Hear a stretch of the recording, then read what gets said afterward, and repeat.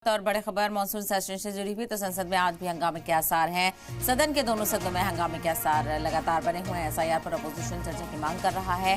संसद में एसआईआर पर लगातार हंगामा हो रहा है और इसको लेकर अपोजिशन खासा हंगामा खेज है।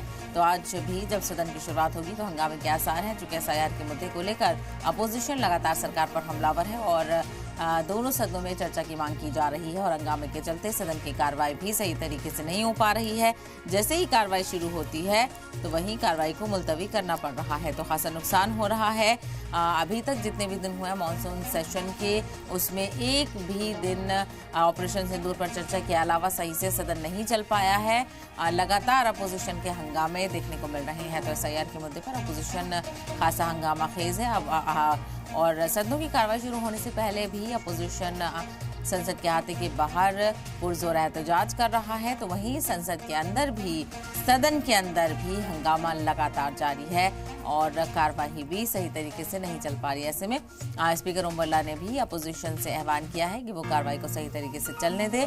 संसद ना चल पाने की वजह से बड़ा नुकसान हर दिन के हिसाब से हो रहा है। तो आज भी एसआईआर के मुद्दे पर देखना बेहद अहम होगा कि क्या कुछ हंगामा होता है।